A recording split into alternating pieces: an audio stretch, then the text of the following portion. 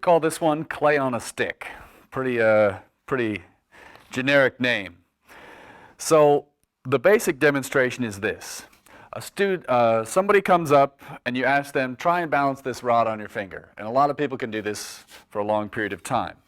And then you say, okay, now what I'd like you to do is to take some clay and I want you to put it on that rod, and you can choose either the top or the bottom. So you're going to try and balance this rod, and I want you to either put the clay at the bottom or put the clay at the top.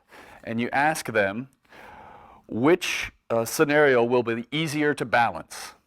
Okay? That's the short version. Now, with our clay, sometimes what we do is we keep it in here. To recharge our clay, sometimes we'll put some water on it. I don't know if this is a good procedure or not, but if it dries out, sometimes it's pretty hard to use. So this should be done for you, but if you put a little water on it and wrap it up and let it rehydrate, sometimes that seems to work. Now, that said, you should have some clay there ready to go. So you make a groove in this thing and you put that on there. Somehow, you get that clay onto the stick. And kids will get to choose where to put the clay, so that's kind of fun. You can let them do whatever they want. And by starting with a choice at the top or the bottom, I think that's pretty good. Now, some of them will say, what about the middle? And you can say, well, let's try that next. But so you put this at the top or the bottom, you say, okay, try to balance it and see if you're right. And when you try and balance this at the bottom, okay, they try that out, then you flip it and try and balance it at the top, and you'll notice that it's a lot easier to balance when the mass is at the top.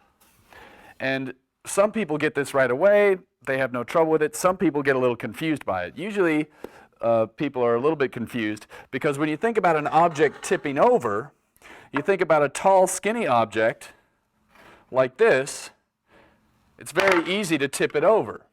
Whereas an object like this, I can keep raising this up, it's going to start sliding before it tips over. So we think that objects with a lot of the mass towards the base are not going to tip over. And that's true because whenever an object tips over like this, if I can raise this slowly, right now the center, when you talk about an object tipping, you want to think about a pivot point. So in this case, when this object tips, this spot right here is the pivot point. And right at the moment that it tips over, right here, right about there is where it's starting to tip. Right now, the center of mass has not yet gone beyond this pivot point. But as soon as that gravitational force has a line of action which is beyond this pivot point, it causes it to tip over like that. Now, you don't have to go into all that with kids, that's fine. But in this case, the way I like to think about the clay on a stick is I like to think about the moment of inertia wands. So usually we have the moment of inertia wand somewhere nearby when the clay on the stick is going on. So you might also watch that video, the moment of inertia wands. Okay, but in this case, we see that this object has a very large moment of inertia. Right now, the pivot point is right here at my finger. That's where it's going to start tipping over. So it has a very large moment of inertia, whereas right now, this has a much smaller moment of inertia because the mass is close to the pivot point. So when the mass is close to the pivot point, we say it has a small rotational mass or a small moment of inertia. In this case, it has a large moment of inertia or a large rotational mass.